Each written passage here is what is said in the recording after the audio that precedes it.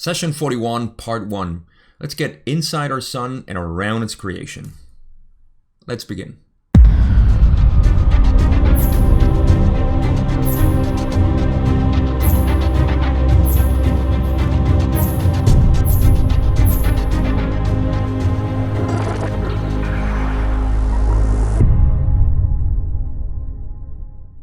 This session has a lot of mixed information from the sun that we're going to get into and the logos, of course, going to the creation and some small details about second density. We have fasting at the end of the session and also some information about our societal complex.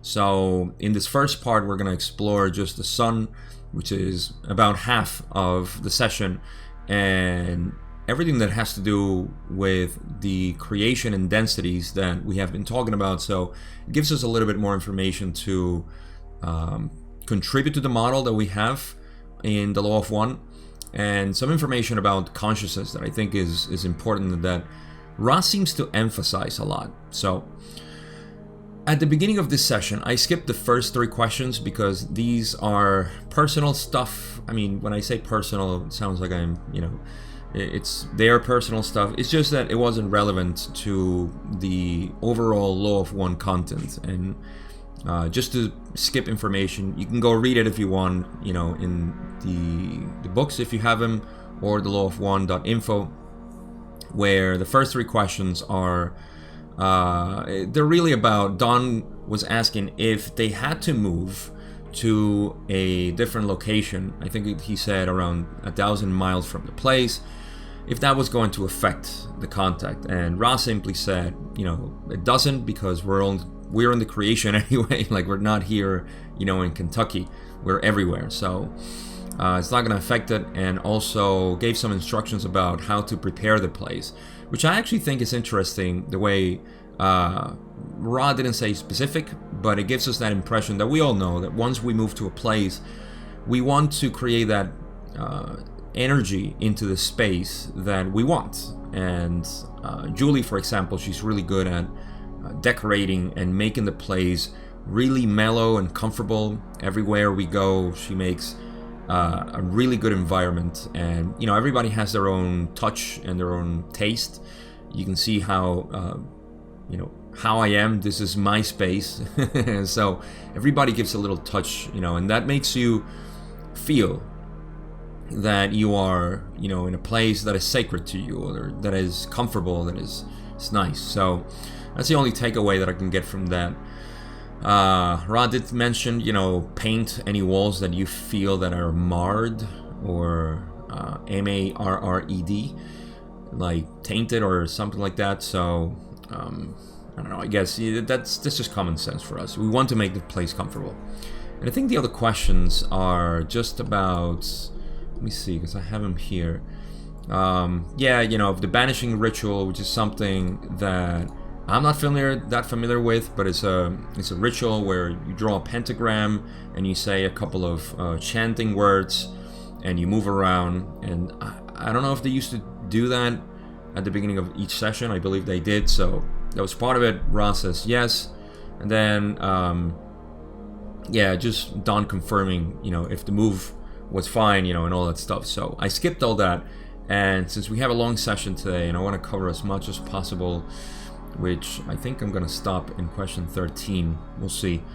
We can go straight into first question. So this is question number 4 of session 41. Like I said, Don says, in trying to build an understanding from the start, you might say, starting with intelligent infinity and getting to our present condition of being, I'm having some difficulty, but I think I should go back and investigate our sun, since it is the sublogos that creates all that we experience in this particular planetary system. Will you give me a description of the sun, of our sun? Before I start, Ra's going to go and describe the sun, but I want to emphasize something that the question is, can you give us a description of the sun? And it's important to know what Don is saying beforehand, because that's going to determine the response that Ra is going to give, or at least the direction in terms of description.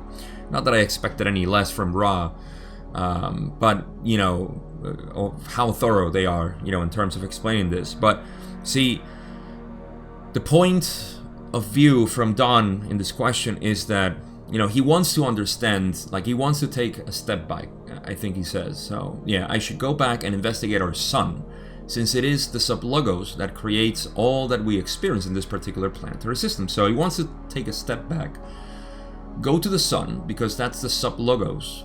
Remember, the logos being the galactic logos. So the sublogos is creating everything.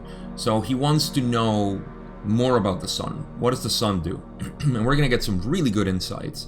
So Ra is going to explain what the sun is in various aspects. So Ra starts and says, this is a query which is not easily answered in your language, for the sun has various aspects in relation to intelligent infinity, to intelligent energy, and to each density of each planet, as you call these spheres.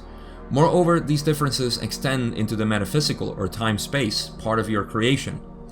So that's a paragraph, and then the next one says, in relationship to intelligent infinity, the sun body is equally with all parts of the infinite creation, part of that infinity. So this is the context in which they're going to explain. They're going to say, first they say that it's difficult or it's not easily answered. I think we get a good answer here, so there's not much, hidden, enigmatic, mysterious, or impossible to explain, as sometimes it is, and I understand. But here I think they make a good job, to give us at least, the premise of how this works. But enough for us to satisfy our curiosity and, that itch to know how this works. So, see how they say, they have a relation to intelligent infinity, intelligent energy, to each density of each planet, and also the difference extend into the metaphysical. So they're going to talk about those four in the answer. And the first one is that they say, in relationship to intelligent infinity, the sun body is equally with all parts of the infinite creation, part of that infinity. So in essence, they're saying, listen, the sun is the same as the galactic logos or the grand central sun or everything else in the galaxy. It's intelligent infinity. It's one. It's not different. It's the same. It's just a step down from the creation process, not a step down in terms of hierarchy, of superiority, or more or less kind of thing. It's just a hologram or a fractalized portion of the creation, just like a photon. Different photons exist everywhere, but photons are, holograms of each other. So that's what they're saying, basically. In terms of intelligent infinity, it is one and the same with it. So, with all parts of the creation. So, in part of that infinity. So, I mean, to us, that's a little obvious that everything is infinity, but they're making that distinction there. So, I don't blame them. Ra continues and says, in relationship to potentiated intelligent infinity, which makes use of intelligent energy, it is the offspring, shall we say, of the logos for a much larger number of sublogoi. That is, the galaxy, and the sublogoi would be every star in the galaxy. The relationship is hierarchical in that the sublogos uses the intelligent energy in ways set forth by the logos and uses its free will to co-create the, shall we say, full nuances of your densities as you experience them. In relationship to the densities, the sun body may physically, as you would say, be seen to be a large body of gaseous elements undergoing the processes of fusion and radiating heat and light. Okay, so now we have the other two or three. In relation to potentiated intelligent infinity is that, the word says this, is the potential that intelligent infinity allows, or not allows as it is a restriction, but the potential that intelligent infinity can give to the logos. It's that exchange between intelligent infinity and the logos here. The logos is a representation of intelligent infinity, just for practical purposes. Not, again, it's not an order per se, but it's just how it is. It's a representation of intelligent infinity in the physical universe or in the creation. The creation is everything in the universe. The creation is just everything. It's not intelligent infinity. Intelligent infinity is it's impossible to describe, but intelligent infinity creates this universe. So everything else is just a manifestation of intelligent infinity and representations of it. So that's what they're saying, in terms of the potentiated intelligent infinity, which makes use of intelligent energy. See, because of the potentiated intelligent infinity makes use of intelligent energy. It's that exchange between intelligent infinity and the sun or the logos to use intelligent energy for the creation and for the sub-creations, as it is our planetary system. So the logos for a much larger, okay, so that is the galaxy. The logos, when they say the logos for a much larger number of sublogoi, meaning the galaxy gives that. And I explained this in a video. If you haven't, go watch it, because I talked about the creation from a model that I have in my mind, and this is how I explain it too, how it goes, from the grand central sun to the galaxy's logo, and then to the sublogoi, which is the sun, the stars, every star in the galaxy, and so on. So that's what they're saying. It is the offspring of the logos, in this case, the galaxy. So the galaxy is the same. It's a big sun with instead of planets, it has stars. So it's the same thing. The relationship is hierarchical in that the sub-logos uses the intelligent energy in ways set forth by the logos.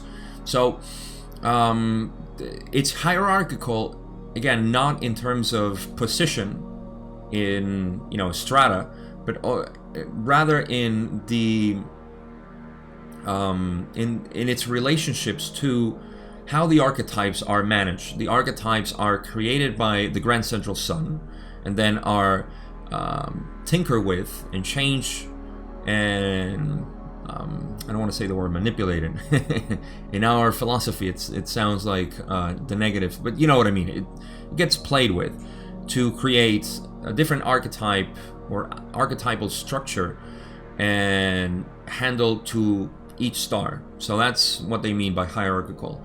That the sub-logos uses the intelligent energy in ways that basically the galaxy said, this is how we're going to do the creation here in this galaxy, and then the stars take this and say, okay, this is how I'm going to use it for this planetary system.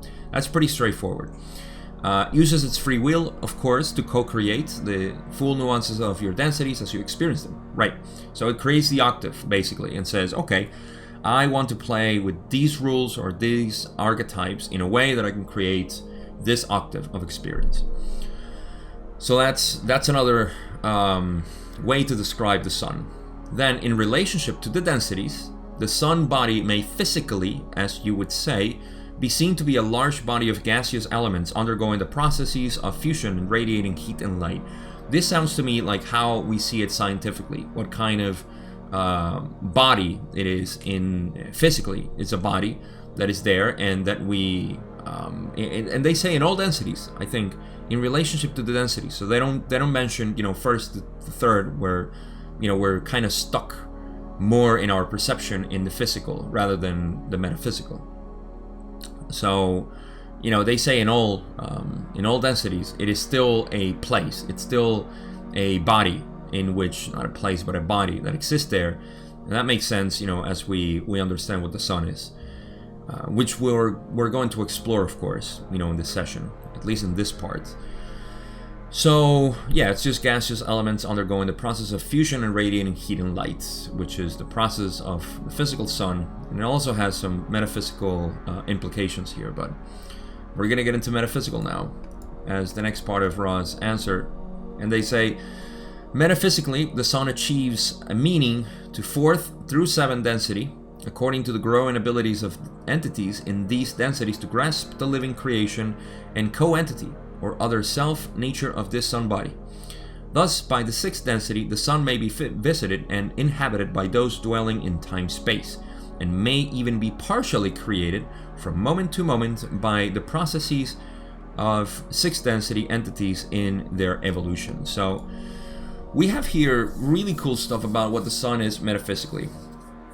So remember, metaphysically is time-space, and this is how we can use the sun. There's a couple of things that I can take from here. The first one, they say, they mention 4th through 7 because that's where in time-space you have the possibility of communicating better with the sun. I know Ra mentioned this. I don't know if they said it in this session or in another session, but there is an interaction with the sun that from 4th through 6th, as you progress in densities, you have a better understanding of the sun, and that is an information exchange that you can have with it, or a relationship, let's call it, with the sun. So that's where they saying, from 4th through 7, according to the growing abilities of the entities in these densities to grasp the living creation and co-entity or other self-nature of this sun body. So see, these words are really cool because they say, first, the abilities of entities in the densities to grasp the living creation as they get closer to the sun, which is the source of our creation. It is the representation of intelligent infinity here. As we get closer, we get a higher understanding of how the sun works and how the creation works in terms of the living creation, like they say, and co-entity, because we are co-entities with the sun, or other self, because the sun is another self too, or this can even be applied to me and you, or to Ra and other social memory complexes, or Jupiter, or an asteroid in the asteroid belt, whatever. Other self is everything. Nature of this sun body, okay. So we get closer to that. Now, the other cool part is that they say, by 6th density, the sun may be visited and inhabited by those dwelling in time-space, and may even be partially created from moment to moment by the processes of 6th density entities in their evolution. So we're gonna get into more information about this soon. But first, in 6th density, the sun may be visited and inhabited by those dwelling in time-space. So there is time-space and space-time in 6th density. Those in time-space can go and live there as they are discarnate, I guess. They're not incarnated, which is a very subtle distinction in 6th density, as Kuo mentioned in one of the channelings. I believe this was 2016. There's a very small distinction. As we get closer to 7th density, the difference between space-time and time-space becomes thinner. So you're almost like one and the same in space-time and time-space as you're incarnate. This happens also in 4th density. There's a very cool channeling by Kuo where they say how our relationship, for us, like meditating or sleeping, is that deep connection that we need with metaphysical, with time-space, that metaphysical side of us. In 4th density, meditating is almost like constant, like you're living in a meditative state. In 5th density is it's almost, I forgot what they said, but it's like you don't require to, it's almost like a switch, that you really go into that deep meditation. And I think they say it's like a lucid dream, that you are living the creation in that way. That much of you is within the creation to shape it in the way that you want, because it's all perception and consciousness. And in 6th density, it's the work is so similar that I think Kuo says that it's almost like taking a break from work, that meditating there or sleeping, which is the same thing, it's like taking a break from work. And they even say that some of our monks, they don't say monks, but some of our disciplines here, or people that follow disciplines here, they can meditate to a point where they don't really need to sleep. And that's because they are so in tune with the metaphysical nature of reality that sleeping is doing the same thing. That's why we need, a lot of sleep and all that stuff. And some people even say that you don't need that much sleep if you're so in tune, with your metaphysical side. I don't know how true that is, but it kind of makes sense. So in any case, I'm digressing here. The point is that in 6th density, we're so close to that. In time-space, remember, they don't say space-time, they say in time-space, that you can go live there in the sun. So basically 6 density beings in time-space are living in the sun. And they say that partially they can create from moment to moment by the process of 6 density entities in their evolution, which we're going to get into. That would be the next question, and let's go to it. Don says, question 5. In your last statement, did you mean that the 6 density entities are actually creating the manifestation of the sun in their density? Could you explain what you meant by that? It's a really good follow-up question. I love it. So Ra says, in this density, some entities whose means of reproduction is fusion may choose to perform this portion of experience as part of the beingness of the sun body. Thus, you may think of portions of the light that you receive as offspring of the generative expression of 6 density love. So, how it doesn't get more beautiful than this. Come on, really. Like, the sun is out right now. That's the light that I'm getting in at this moment. The sun is inhabited by the 6 density beings, and I just love it. You know, the means of reproduction in 6 density for the entities there is fusion. Whose means of reproduction is fusion? I don't know if there are different means of reproduction, but one of them seems to be fusion. They may choose to perform this portion of experience as part of the beingness of the sun body. So they have to have a very similar reaction or relationship with the sun, so that the processes that are happening in consciousness in the sun actually, this is not just a physical, hydrogen fusion that is happening where helium is created and light is light and energy is, although it's part of the process, of course, I would say is a byproduct of the love fusion that happens in the sun. All that sex, all the solar orgy that is happening there. That's a byproduct. It's you can see it as the offspring. I think that's awesome how they say. Thus, you may think of portions of the light that you receive as offspring of the generative expression of 6 density love. I mean, imagine that. Like this is a great way to tell your boyfriend, your girlfriend, your husband, your wife, or your partner, whatever. Let's make 6 density love. Let's expand our consciousness. I might even make a meme of that. Let's expand our consciousness so much that we can do 6 density love in the sun. Come on, that should be like a card too. A card, for happy anniversary or something like that. I love it. But yeah, that's what they mean. It's portions of the light that we receive. So next time you are taking some sunlight, just think about that. You're getting the offspring. This is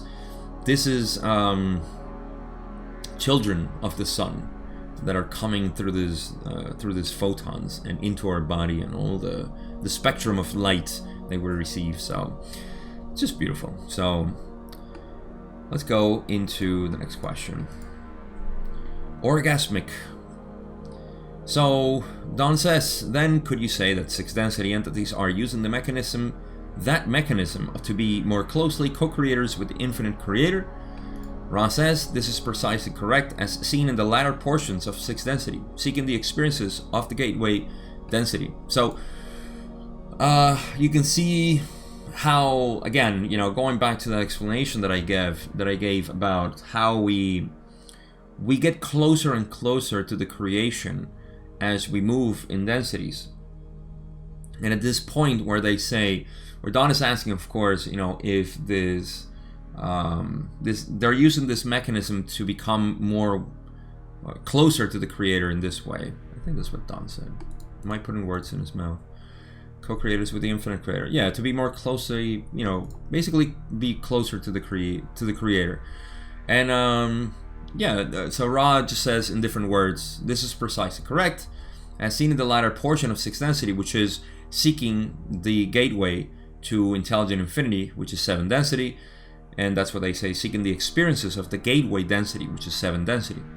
And yeah, there's not much to say there. Alright, so Don says in the next one, thank you. What I want to do now is investigate, as the first density is formed, what happens and how energy centers are first formed in beings. Let me first ask you, Does it make any sense to ask you if the sun itself has a density, or is it all densities? It's a good question. Ra says the sub-logos is of the entire octave and is not that entity which experiences the learning teachings of entities, such as yourselves. So, again, the sub-logos is of the entire octave, meaning that the sun is the whole creation. And its only difference is in the archetypal structure that it decided for this creation to be unique in the universe, or this universe be unique in the creation. Words are already kind of difficult when we're talking about holographic expressions of the same creation or the same creator, you know? So that's why it becomes kind of meaningless to use words to describe the creation in its multiplicity or infinite multiplicity. So in any case, what Ra is saying is that the sub-logos is of the entire octave, and it's not that entity which experiences the learned teachings like ourselves. We are the entities.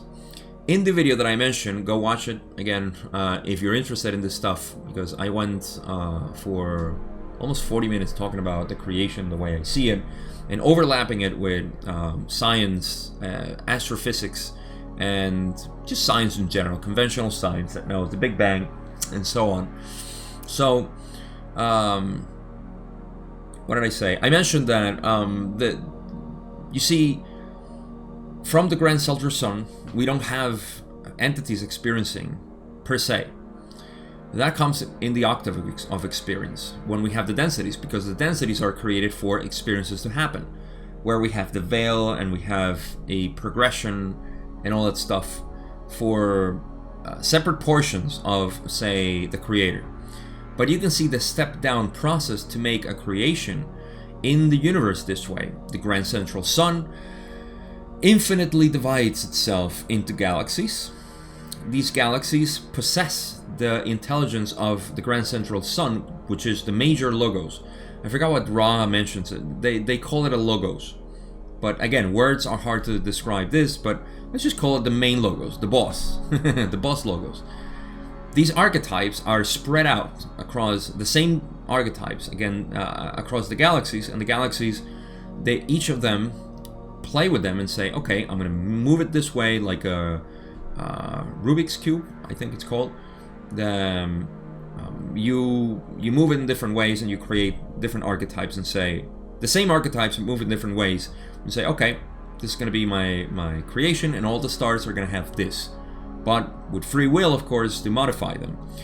Each sun will do the same, and then the octave is created. The octave is created in each star. So then we have, okay, the planes of existence. These are the planes of existence where intelligent energy will form and make entities from fire, air, water, earth, all the way up to 7 density entities who are now unifying again with the creator. All of that process is to have experiences. So these are the entities that are having the experience. Us. We came from fire, and we're still fire, air, water, and earth. And we will continue to be now, as we progress in densities, light beings. Light beings because we are lighter in the densities.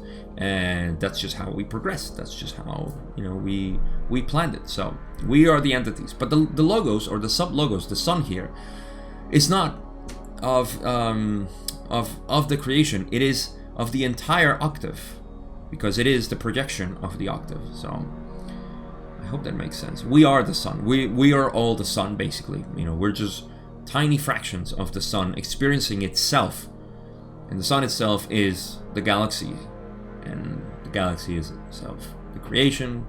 The whole deal. So next question. Don says, I'm going to make a statement of my understanding, and if you will correct me. I intuitively see the first density being formed by an energy center that is a vortex.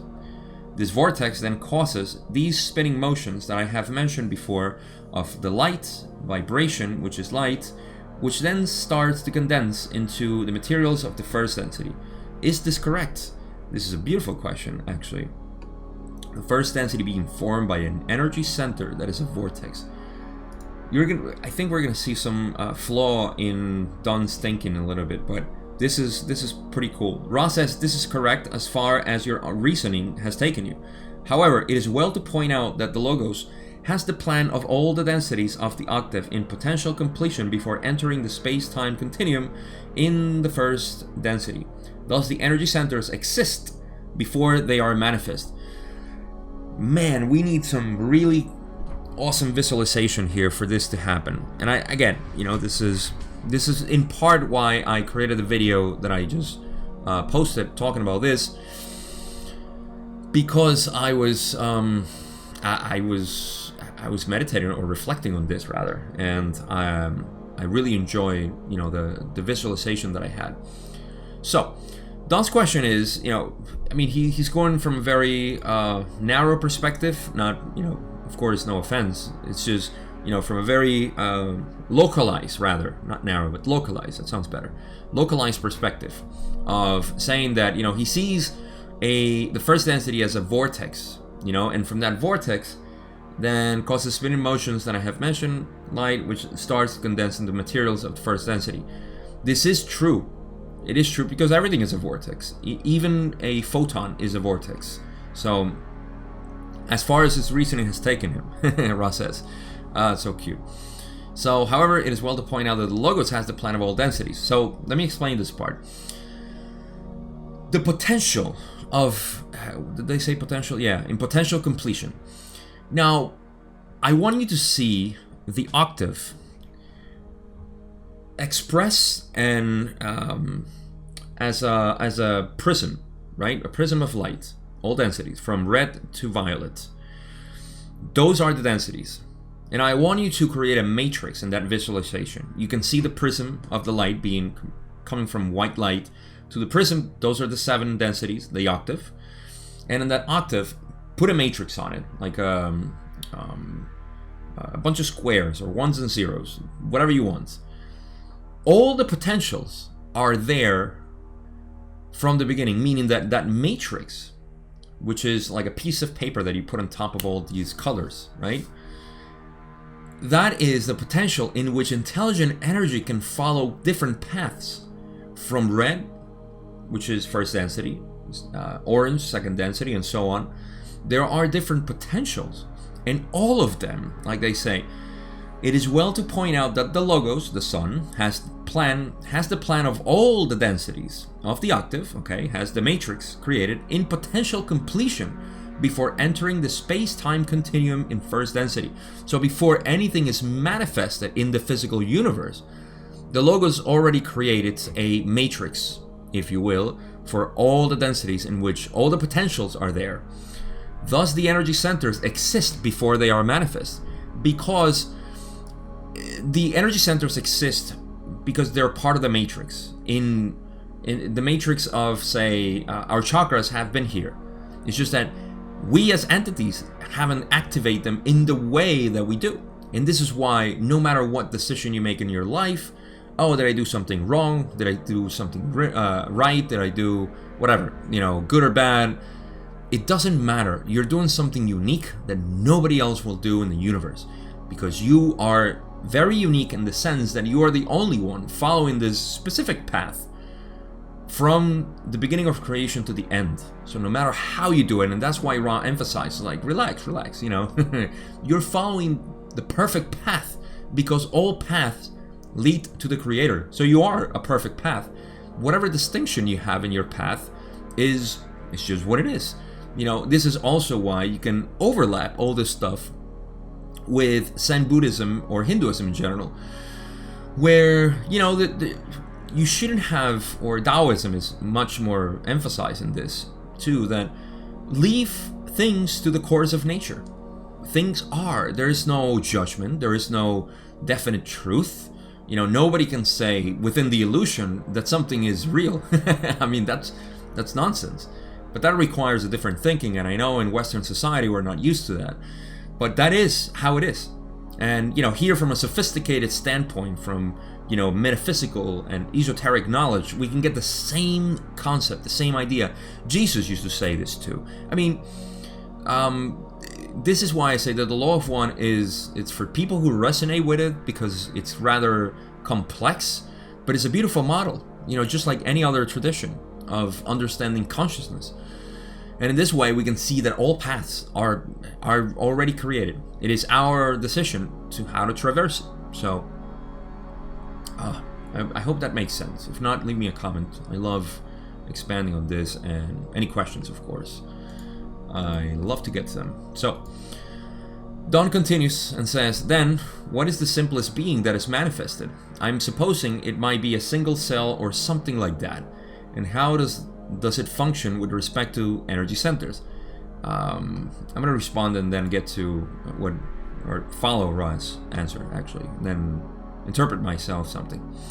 Ra says, the simplest manifest being is light, or what you have called the photon. In relationship to energy centers, it may be seen to be the center or foundation of all articulated energy fields. So, first, Don says, Don is going into, like which entities, this is, scientific views of reality, of course. I'm supposing it may be a single cell, yes, and does it function with respect to energy centers? He wants to know, like, how energy centers are related to different entities, beings, so, energy centers to entities. And Ra says the simplest manifest being is light, or what we call the photon. Why? Because this is the foundation of everything. Light is the foundation of the whole creation. Quantum physics knows this, and we know everything is energy, and energy is light. So, in relationship to the photon being, the basic particle, I talked about this again in this video. In relationship to energy centers, it may be seen to be the center or foundation of all articulated energy fields. Let's put it this way, if the photon is the simplest being, then its relationship to the energy fields are inherent in it. So that's why it's the foundation of all articulated energy fields. And everything is light. There's not much to say here other than, the relationship between the photon and the energy fields or energy centers is, it's inherent in it. So I know Don wanted to know, and you'll see how, Don keeps going into his reasoning, because this is, this is not what he wanted. So we'll go to that, which again has beautiful information as always. Don says, when first densities form, we have fire, air, earth, and water. There is at some time the first movement or individuation of life into a portion of consciousness, that is, self-mobile. Could you describe the process of the creation of this and what type of energy center that it has? So, this is where Don wanted to go, sentient life, second density forms.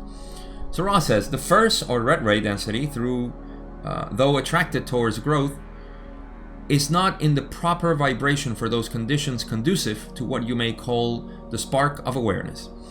As the vibratory energies move from red to orange, the vibratory environment is such that as to stimulate those chemical substances, which lately had been inert, to combine in such a fashion that love and light begin the function of growth. So let's put some context into this and we'll keep reading. So Ra is basically saying, the first or red ray density, the first density in general, is not in the proper vibration for those conditions of the spark of awareness. Awareness is that of movement and growth. That is where, what we call inert matter. Where do they say that? Substances. What we call inert matter is just there. Water is flowing. Earth is just sitting there. Fire is it's energy actually. It's just not just fire. The sun is fire, and air is just flowing too. But what's happening that as the coal, though attracted towards growth, the beginning part of the statement is important. Though attracted towards growth, is not of the proper vibrations conducive to what we call awareness. But in that attraction to growth, they start to become mobile, let's say. That attraction to growth is the same one as we pull ourselves in consciousness. We see ourselves as beings in need of survival, then in need of identification, then in need of social cohesion, and then in terms of unconditional love. And that's how we are attracted to growth, but in a metaphysical sense. Matter is attracted to growth in the same way.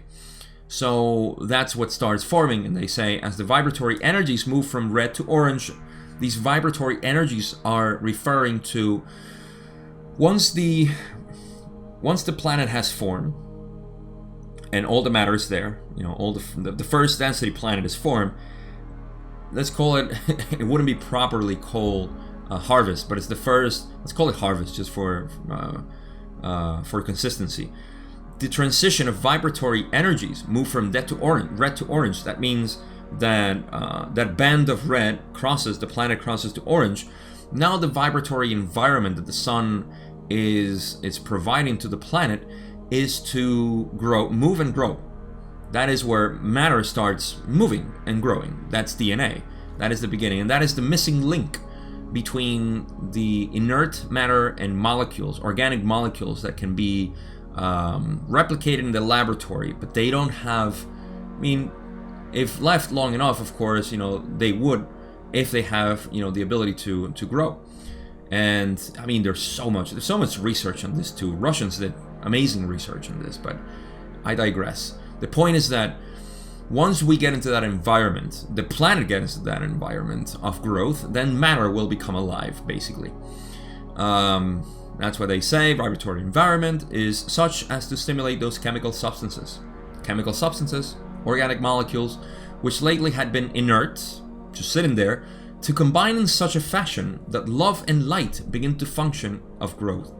So, you see, most growth or anything is attracted to light. So that is love, light. And it will combine, as we know, that is the foundation of all life, DNA. And, that's how it goes. From there we just have the multiplicity of what we have. So let's keep going.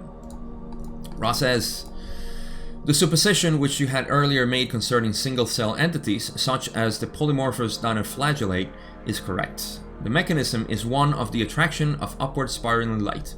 There is nothing random about this or any portion of evolution. So, alright, so the supposition which concerning single-cell entities, yes, that's what Don wanted to get into, single-cell entities, but see how Ra went from, the photon to matter to basically DNA, even though they don't say it, but that's the combination and movement to growth, and then to single-cell entities as the polymorphous dinoflagellate, which is a tiny little thing that exists still here in our planet, is correct.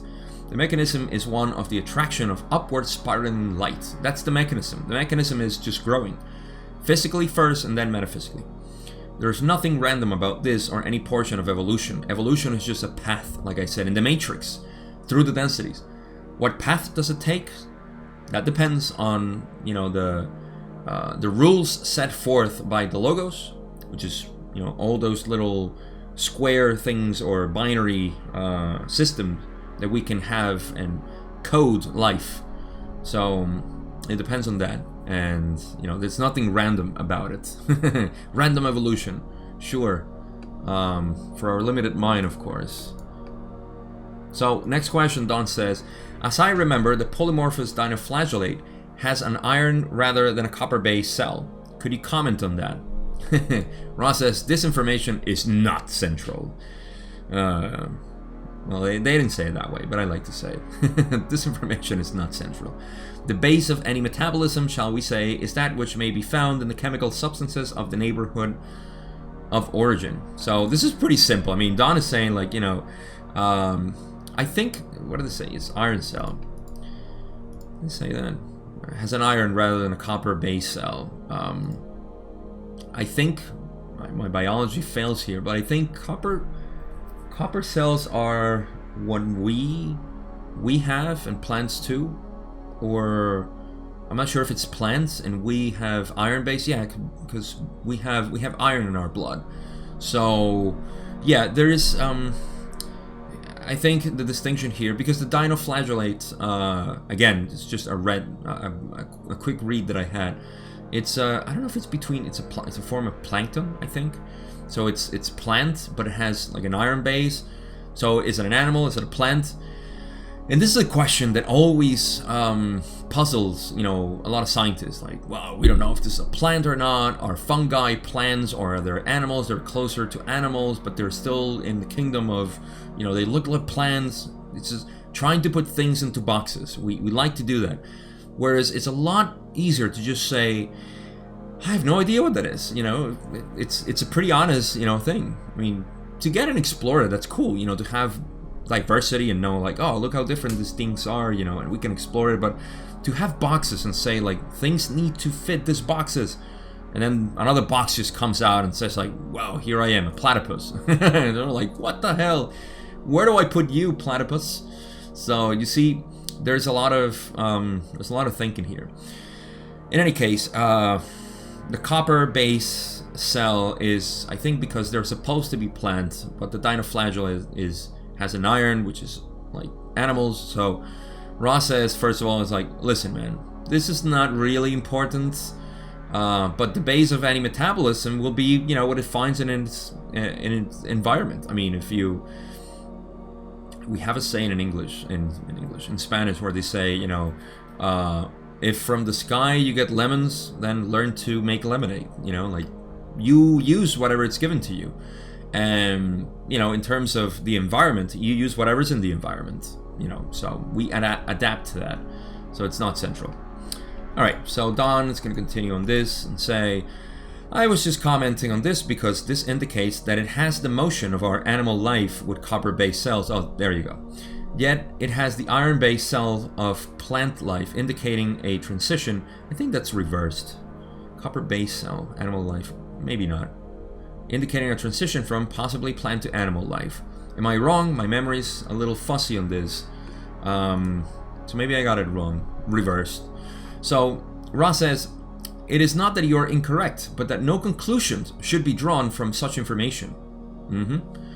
There are several different types of bases for conscious entities, not only upon this planetary sphere, but to a much greater extent in the forms found in planetary spheres of other sublogoi. The chemical vehicle is that which most conveniently houses the consciousness. The functioning of consciousness is the item of interest rather than the chemical makeup of a physical vehicle. Oh my god, this is so perfect. Like, this is, again, nothing against, and like Ra, this is why I resonate so much with the law of one. You see, we can get fixated in the complexity of things and boxes. Are you an animal or are you a human? Are you a monkey or are you a turtle? Do you come from plants? Do you feel more associated with this? I mean, all of this stuff is naturally something that we're interested in, and there's nothing wrong with it. It's just that we put so much energy and emphasis to all of this stuff. Ask our Western society, who is obsessed with boxes, like I said, science, empirical evidence, not subjective. And Ra is saying, like, first of all, and I love how they say it, there are several different types of vehicles, basically, bases for consciousness entities. Consciousness will inhabit whatever there is. Air, water, a combination of the two, or the four, or the three, it doesn't matter. Consciousness is everywhere. And where it decides to, again, that's why they say it's beautiful, but a much greater extent, not only in this planet that consciousness is going to inhabit, whatever it finds in terms of chemical substances, but also in other planetary spheres of other sublogoi, meaning that every other planet, like we explore, they create their own type of environment. They want more of whatever. Say Sirius, we just explored that Sirius had a third density beings that came out from plants. So how cool that might be, water planets. It's just all water, or mostly earth, or all earth and just rivers and stuff. Who knows what kind of animals and plants or beings are there. it's consciousness in general. It doesn't matter, because wherever you see, you just see consciousness. You see yourself reflected in that. And that's why the universe is so beautiful. This also scratches an itch that I've had, all my life, of course, as a science boy, thinking about the possibility, saying, well, if there's, because, science is all grim and dark and saying, like, we don't know if there is any more life in other planets. We may be the only one in the whole universe. It's so cute. We may be the only ones. The whole universe, this whole universe, we're the first ones to open our eyes because we can't prove it. I mean, never mind that it's almost like, oh my God, it's so limited. It really is. And I'm not bashing anybody, of course. It's just the views are so limiting. And actually, it's a beautiful thing to have that limited view. It's just, it's awesome, because once you break out of that, you are in such a paradise. Cosmic paradise. Sounds like a good name for a song. Techno song. Cosmic paradise. So, it scratches my itch from wanting to know if there is life in other planets. Are there humans? Are they humans, or are they animals, or how are they? Well, the answer is infinite. All types of beings. But in any case, I get sidetracked here. Ross says the chemical vehicle is that which most conveniently houses consciousness. So yeah, whatever is convenient in the environment for consciousness to inhabit it, it will do it. The functioning of consciousness is the item of interest rather than the chemical makeup of a physical vehicle. We shouldn't care so much about the details and nuances about the chemical vehicles of every single life organism until at least we know ourselves. Consciousness. Do we know about consciousness? I recently had an encounter which it's made me realize how blind I was in the past in terms of consciousness. And I won't get into that. That's probably not relevant. So let's keep going. But we can get really lost in science. We can get really lost there, and it becomes our religion. Let me just say this. Coming from an anecdotal perspective, remembering who I was or what I was, you can get science as a religion, because once you resign or completely obviate spirituality, you have a need for spirituality. Is something that's going to get inside of you no matter what, and you're going to get attributed to something. It's like saying, if you think there is a God, that's a concept. If you think there is no God, that's a concept too. So, in the same way, when you say, like, I follow no spirituality, no religion, but you have to fill those voids as to, who am I? What is this place? And you're going to fill it up with science. So science becomes your religion or your spirituality, depending on how you see it. And that's the kind of encounter I had recently with somebody on the internet, which was just a reminder of how I used to think, and how they believe and they feel affected, if you challenge anything about their religion, science religion, which is sad. And I know it's sad because I came from there. So, all right, last question I'm going to cover today, because the following one is going to be so interesting, and we're getting very close on the time here. Don says, I didn't mean to waste time with that question. Aw, don't you love Don? Let's give them all a hug. Let's all hug Don here. But you just happened to mention that particular single cell. Does this polymorphous dinoflagellate then have an orange energy center? And Ross says this is correct. And I'll only give you a little bit of details on this, because Don is asking, this is going to go into the next question, which is kind of long. And it has so much content that I want to do it in part 2 of this session. But Don is asking about the orange center, if it has an orange center, and it's true, it does. We'll get into that. It has all energy centers, actually. It traverses all energy centers, but it doesn't have them all activated. And that's the key thing. Animals don't have those activated, at least not. Some others are in potential activation, depending on where they are in their realization of self, but let's not get into that. So that's it. That's all I got for this first part. Like I said, the next part we're going to go into the following question number 14. and that's going to do. It's going to have to do with a lot of our societal complex, our society in general, and how our consciousness is.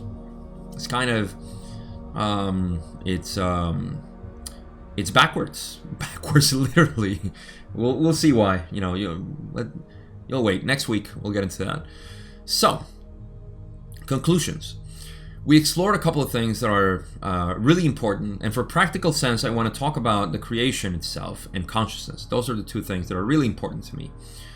First, if you're here, you're definitely interested in these little things about the creation from the metaphysical point of view and also from the physical, because the law of one seems to attract those who are science-oriented and who have an itch for a metaphysical understanding, or even, reverse too.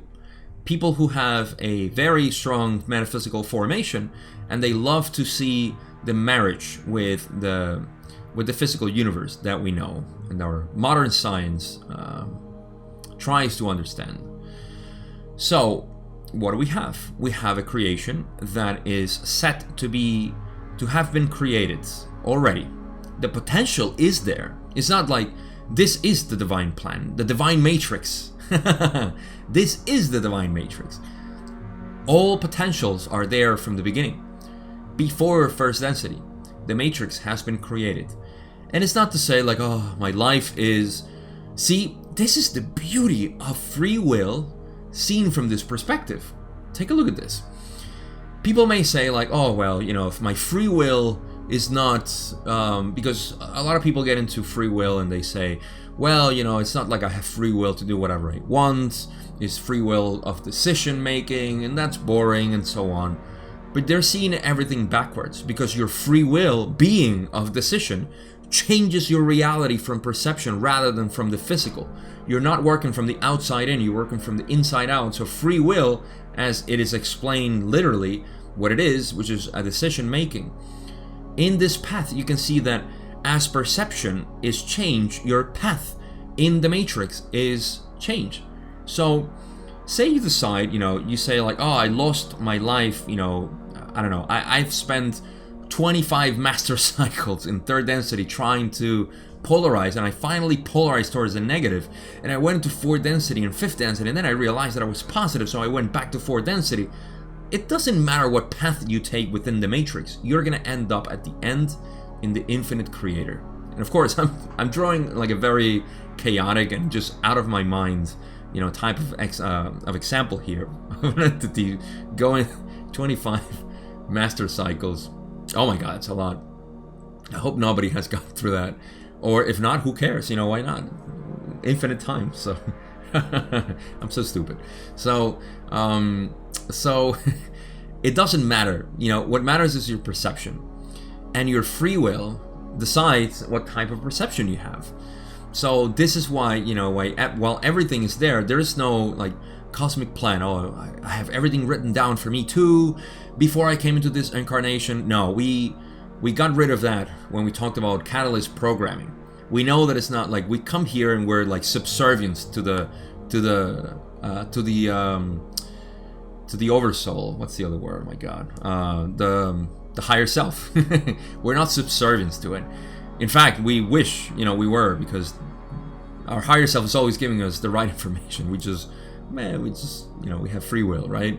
And all the government or my boyfriend or, my neighbor or my car broke down or I'm not the rock star or whatever it is, that we deviate from our higher self, just face palming.